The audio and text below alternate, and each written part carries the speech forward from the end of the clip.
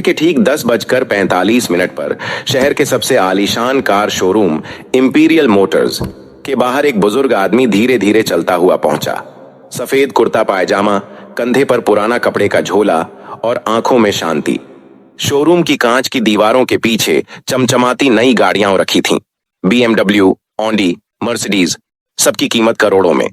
जैसे ही बुजुर्ग अंदर गए, गार्ड ने तुरंत रास्ता रोक लिया। अरे बाबा, आप यहां कैसे आ गए? बाहर पार्किंग में बैठ जाइए, अंदर सिर्फ ग्राहक आते हैं। बुजुर्ग ने मुस्कुराकर कहा। बेटा, मैं ग्राहक ही तो हूं, अंदर मैनेजर से मिलना है, एक कार देखनी है। गार्ड ने साथ खड़े दूसरे सिक्योरिटी से हंसते हुए कहा। सुना, बाबा कार खरीदने आए हैं। कौन सी, साइकिल वाली? दोनों हंस पड़े। बुजुर्ग ने कुछ नहीं कहा, बस वहीं शांत मुस्कान रखी और बोले, बेटा, तुम हंसे या रोए, पर मैं अंदर जाऊंगा। तभी अंदर से एक तेज आवाज आई। क्या हंगामा मचा रखा है बाहर? आवाज थी कृतिका सिंह, शोरूम की सीनियर सेल्स एग्जीक्यूटिव। वो हाई हील, ब्लैक सूट और टैबलेट पकड़े हुए निकली। उन्होंने बुजुर्ग को सिर से पैर तक देखा और हल्का सा ताना मारा। बाबा, यह शोरूम कार बेचता है, चाय नहीं। आपको शायद गलत जगह आना था। बुजुर्ग ने विनम्रता से कहा, नहीं बेटी, मैं सही जगह आया हूं। मुझे यहाँ की सबसे महंगी कार देखनी है। कृतिका हंसी नहीं रोक पाई। Oh really? हमारे पास सबसे महंगी कार ऑनरेलियस X9 है, कीमत 3.5 करोड़। आप कैश में देंगे या चेक से? बुजुर्ग ने कहा, पेमेंट की चिंता मत करो, पहले कार दिखा दो। कृतिका ने अपने साथी विक्रम से कहा, जरा कार कवर हटा दो, हमारे VIP ग्राहक दर्शन करना चाहते हैं। विक्रम मुस्कुराया और बोला, मैडम, ये मजाक है क्या? ये आदमी तो लगता है फुटपाथ से चला आया है। कृतिका ने कहा, हाँ, पर थोड़ा टाइम पास करने में क्या बुराई है। दोनों हंसते हुए कार के पास गए और कवर हटाया। कार की बॉडी चमक उठी। बुजुर्ग ने उसे गौर से देखा, फिर धीरे से कहा, इसकी इंजन साउंड मुझे सुननी है। विक्रम झुंझलाया, बाबा, ये कोई लोकल गाड़ी नहीं है, इसमें बैठना भी मना है, ये शोपीस है। बुजुर्ग बोले, तुम्हारे मालिक से मिलवाओ, वही बात समझेंगे। कृतिका ने झुंझलाते हुए कहा, ओ गॉड, अब ये मालिक से भी मिलना चाहते हैं। फिर रिसेप्शन पर जाकर फोन उठाया। सर, एक बूढ़ा आदमी आया है, कह रहा है वो एरेलियस X9 खरीदना चाहता है, शायद मजाक कर रहा है। फोन के उस पार से आवाज आई, मजाक करने दो, थोड़ी देर में खुद चला जाएगा। यह आवाज थी अभिषेक मेहरा, शोरूम का जनरल मैनेजर, एक अहंकारी, सेल्स ड्रिवन आदमी जो लोगों को उनके कपड़ों से आंकता था। कृतिका ने फोन रखा और बुजुर्ग से बोली, मैनेजर साहब बिजी हैं, आप किसी और दिन आइए। बुजुर्ग ने कहा, मुझे आज ही मिलना है, जरूरी बात है। विक्रम ने हंसकर कहा, जरूरी बात यह है कि आपको यहां से जाना चाहिए बाबा, बाहर पानी रखे हैं, पी लीजिए। इतना कहकर वो दोनों अंदर चले गए। बुजुर्ग कुछ पल वहीं खड़े रहे, फिर पास की कुर्सी पर बैठ गए।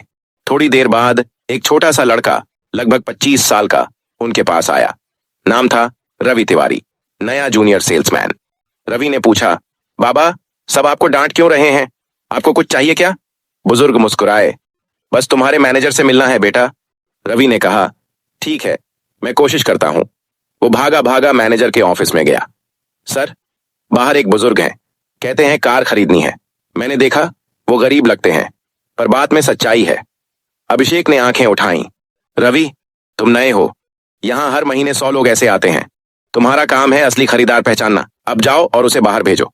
रवि ने झिझकते हुए कहा, पर सर, अगर वो सच में। अभिषेक ने बीच में काटा, enough, don't argue, do your job. Ravi बाहर आया। बुजुर्ग अब भी शांत बैठे थे। उसने धीरे से कहा, बाबा, उन्होंने कहा आप बाद में आइए, वो अभी बिजी हैं। बुजुर्ग ने सिर हिलाया, ठीक है बेटा, जब समय सही होगा तब मुलाकात खुद हो जाएगी। रवि ने हैरानी से पूछा, आपका नाम क्या है? बुजुर्ग ने मुस्कुराकर कहा, नाम जानने का वक्त अभी नहीं आया बेटा। और इतना कहकर उन्होंने अपनी झोली से एक छोटा सा सील बंद लिफाफा निकाला। रवि से बोले, ये अपने मैनेजर को देना, लेकिन जब वो अकेले हों। रवि ने लिफाफा लिया। क्या इसमें? बुजुर्ग ने कहा, जवाब उसमें मिलेगा, बस दे देना। रवि कुछ समझ नहीं पाया, लेकिन जब उसने बुजुर्ग की आंखों में देखा तो अजीब सी गहराई महसूस हुई, जैसे वो कोई आम आदमी नहीं, कुछ और ही है। वो लिफाफा उसके हाथ में भारी लगने लगा। रवि ने वो सील बंद लिफाफा सावधानी से अपनी शर्ट की जेब में रखा। शोरूम के अंदर अब भी वही गहमा गहमी थी, नए ग्राहक, चाय की ट्रे, चमकते टायर और सेल्स की बातें। लेकिन रवि का ध्यान अब कहीं और था। हर बार जब उसकी उंगलियां उस लिफाफे को छूतीं, उसे लगता जैसे उसमें कुछ बड़ा छिपा है। करीब आधे घंटे बाद शोरूम थोड़ा शांत हुआ। अभिषेक मेहरा अपने केबिन में अकेले था। रवि ने हिम्मत जुटाई और अंदर चला गया। सर। हाँ रवि, अब क्या हुआ? अभिषेक ने बिना सिर उठाए जवाब दिया। वो जो बुजुर्ग थे ना, उन्होंने ये लिफाफा आपको देने को कहा है। बोले थे अकेले में देना। अभिषेक ने मुस्कुराकर कहा। क्यों, इसमें क्या लिखा है? दान का आवेदन? फिर लिफाफा ले लिया, सील तोड़ी। अंदर सिर्फ एक सफेद शीट थी, उस पर नीले इंक से कुछ पंक्तियां टाइप की हुई थीं। प्रिय श्री अभिषेक मेहरा, आज आपके व्यवहार से मैंने बहुत कुछ समझा। कल सुबह 10 बजे मैं ऑरेलियस ग्रुप के हेड ऑफिस में मिलूंगा। वहां तय होगा कि इंपीरियल मोटर्स का भविष्य किसके हाथ में रहेगा। एस शेखावत। अभिषेक का चेहरा तुरंत सख्त हो गया। उसने दोबारा नाम पढ़ा, एस शेखावत। उसका माथा सिकुड़ गया। यह नाम कहीं सुना है, वह बुदबुदाया। अचानक उसे याद आया, ऑरेलियस ग्रुप वही कंपनी थी जिसके फ्रेंचाइज पर यह पूरा शोरूम चल रहा था, और एस शेखावत वही शख्स थे जो इस ब्रांड के फाउंडिंग डायरेक्टर में से एक थे, लेकिन पिछले कई सालों से पब्लिक में दिखाई नहीं दिए थे। अभिषेक ने झटके से इंटरकॉम उठाया। कृतिका, जल्दी मेरे केबिन में आओ। कुछ सेकंड में कृतिका अंदर पहुंची। क्या हुआ सर? अभिषेक ने उसे लिफाफा थमाया। पढ़ो ये। पता है, ये वही बुजुर्ग थे जो सुबह आए थे, और ये नाम शेखावत। क्या तुम समझती हो इसका मतलब? कृतिका ने पढ़ा और चेहरा फीका पड़ गया। सर, मतलब वो हमारे। हाँ, अभिषेक ने टेबल पर हाथ मारा। वो हमारे फ्रेंचाइज ओनर में से एक हैं, और हमने उन्हें बाहर बैठा दिया। कृतिका की आवाज कांप गई। अब क्या करेंगे सर? अगर उन्होंने रिपोर्ट कर दी तो? अभिषेक ने गहरी सांस ली। कुछ नहीं होगा, अभी तक उन्होंने सिर्फ चेतावनी दी है। कल तक मैं सब ठीक कर दूंगा। कृतिका बोली। पर कैसे? जो लोग ऊपर तक पहुंचते हैं वो हर झटका झेलना जानते हैं। कल जब वो आएंगे मैं सॉरी बोल दूंगा। थोड़ा इमोशनल ड्रामा, थोड़ा फ्लैटरिंग, सब ठीक हो जाएगा। कृतिका ने सिर हिलाया। लेकिन सर, अगर उन्होंने सीधा कॉर्पोरेट टीम को बोल दिया तो? अभिषेक ने मुस्कुराया। तब भी मेरे पास एक प्लान है। उनके उम्र दराज होने का फायदा उठाया जा सकता है। अगर उन्होंने कोई क्लेम किया तो मैं कह दूंगा कि कोई फेक आदमी उनका नाम इस्तेमाल कर रहा था। पुरानी ट्रिक है, काम करेगी। कृतिका चुप हो गई। वो जानती थी सर का कॉन्फिडेंस कई बार अहंकार की हद पार कर जाता है। इसी बीच रवि बाहर खड़ा सब सुन रहा था। वो अंदर नहीं गया, पर दरवाजे की ओट में हर शब्द उसके कानों में पड़ा। उसे अंदर से गुस्सा आया। उसने सोचा, इन लोगों ने कल भी गलती की थी और आज भी झूठ से ढकने की कोशिश कर रहे हैं। रात को रवि घर नहीं गया। वो शोरूम के पीछे वाले छोटे ऑफिस में ही रुका। कंप्यूटर पर बैठकर उसने ऑरेलियस ग्रुप की वेबसाइट खोली। फिर contact board of directors section में जाकर एक ईमेल लिखा। Subject, important about mister S Shekhawat के इंपीरियल मोटर्स में आने का अनुरोध। प्रिय सर, आज एक बुजुर्ग व्यक्ति आए थे जो खुद को श्री शेखावत बताते हैं। स्टाफ ने उनके साथ अनुचित व्यवहार किया, उन्हें शोरूम से लगभग बाहर निकाल दिया गया। मैं यह मेल इसलिए लिख रहा हूं ताकि सच आपके सामने पहुंचे। Ravi Tiwari, junior sales executive. उसने मेल भेज दी। दिल धड़क रहा था, पर आत्मा हल्की लग रही थी। अगली सुबह 10 बजे शोरूम के गेट पर वही बुजुर्ग फिर आए, पर इस बार अकेले नहीं थे। 4 गाड़ियां पीछे पीछे रुकीं। काले सूट पहने कुछ अधिकारी उतरे। गार्ड सन्न रह गया। कृतिका और विक्रम के चेहरे से रंग उड़ गया, और अभिषेक मेहरा, जिसकी मुस्कान कल तक इतनी तेज थी, अब उसके होंठ सूख गए थे। बुजुर्ग सीधे अंदर आए और बोले, श्री अभिषेक मेहरा कहाँ हैं? उनकी आवाज में अब कोई नरमी नहीं थी। वो आवाज आदेश थी। पूरा शोरूम खामोश था। कांच की दीवारों में सिर्फ उनके कदमों की आवाज गूंज रही थी। अभिषेक धीरे धीरे अपने केबिन से निकला, चेहरे पर बनावटी मुस्कान चिपकाए हुए। नमस्ते सर, उसने जल्दी से हाथ जोड़ते हुए कहा। कल जो हुआ वो एक गलतफहमी थी सर, स्टाफ को। बस। शेखावत ने हाथ उठाकर रोक दिया। उनकी आंखों में सीधी ठंडक थी। गलती सिर्फ स्टाफ की नहीं थी मेहरा साहब, गलती आपके चरित्र की थी। अभिषेक सकपका गया। सर, मैं कसम खाकर कहता हूं, कसमें बाद में खाना। शेखावत की आवाज और गहरी हो गई। पहले यह बताइए, जब कोई आदमी साधारण कपड़ों में आता है तो आप उसे ग्राहक नहीं मानते? कृतिका और विक्रम एक कोने में खड़े सब सुन रहे थे। कृतिका के गले में पसीना उतर आया था। शेखावत आगे बढ़े और शोरूम के बीचों बीच रुक गए। उन्होंने चारों तरफ देखा। हर कर्मचारी सिर झुकाए खड़ा था। यह वही शोरूम है जिसे मैंने 20 साल पहले शुरू किया था, उन्होंने कहा। तब यहां सिर्फ 2 गाड़ियां थीं और 5 लोग। हमने एक सपना देखा था कि ग्राहक चाहे किसी हालत में आए उसे सम्मान मिलेगा, लेकिन अब। उन्होंने ठहरकर अभिषेक की तरफ देखा। अब यहां सिर्फ अहंकार बिक रहा है। अभिषेक की आवाज कांपने लगी। सर प्लीज हमें एक मौका दे दीजिए, कल का दिन सच में बहुत बुरा था। हाँ, शेखावत बोले, लेकिन बुरे दिन इंसान को पहचानने का काम करते हैं, और कल मैंने तुम्हें पहचान लिया। इसी बीच उनके साथ आए अधिकारी ने फाइल टेबल पर रखी। उसने कहा, सर हमने कल की पूरी सीसीटीवी फुटेज देखी है, सब कुछ रिकॉर्ड में है। अभिषेक के चेहरे का रंग उड़ गया। कृतिका की सांस अटक गई। शेखावत बोले, मैंने वीडियो देखा है, तुम लोग हंस रहे थे, ताने मार रहे थे, और एक बुजुर्ग ग्राहक को बैठने तक नहीं दिया गया। क्या यह है तुम्हारा ब्रांड वैल्यू? अभिषेक ने सिर झुका लिया। सर मैं मानता हूं मुझसे गलती हुई, मैं नहीं। शेखावत ने बीच में काटा, अब गलती मानने का वक्त नहीं, अब जवाब देने का वक्त है। उन्होंने पीछे खड़े रवि की ओर इशारा किया। आओ बेटा। रवि चौंका, धीरे धीरे आगे बढ़ा।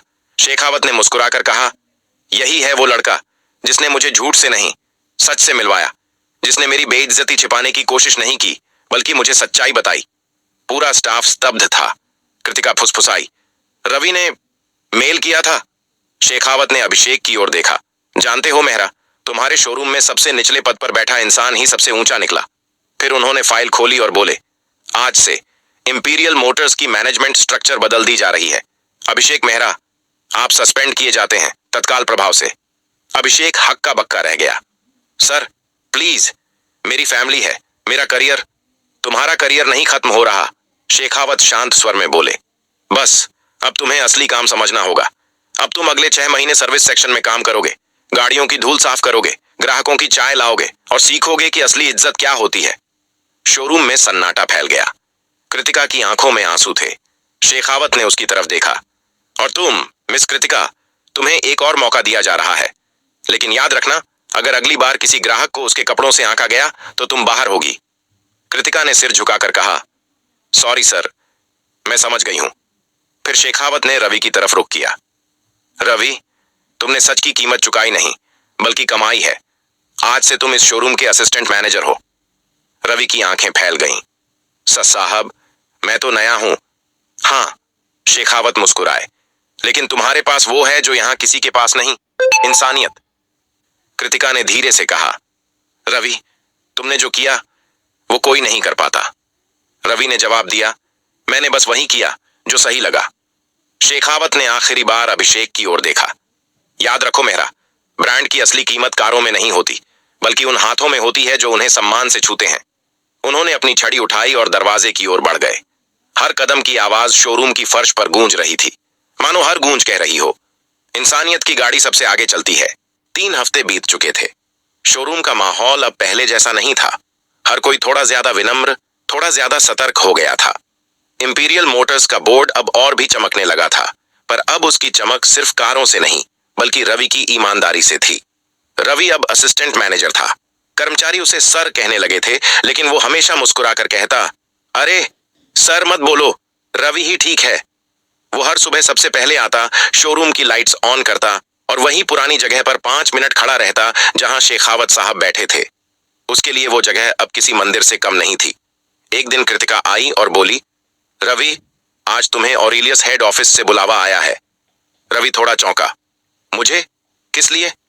कह नहीं सकते, कृतिका बोली। बस उन्होंने कहा है कि मिस्टर शेखावत खुद मिलना चाहते हैं। कांच की ऊंची बिल्डिंग जहां हर दरवाजा अपने आप खुलता था। रवि ने कभी इतना बड़ा ऑफिस नहीं देखा था। रिसेप्शनिस्ट ने कहा, मिस्टर रवि तिवारी, सर आपका इंतजार कर रहे हैं। वो अंदर गया। शेखावत साहब वहीं थे, सफेद कुर्ते में, लेकिन अब उनके सामने एक मोटी फाइल थी और कई चार्ट्स। आओ रवि, उन्होंने कहा, कैसे हो? जी सर, अच्छा हूं, सब ठीक चल रहा है।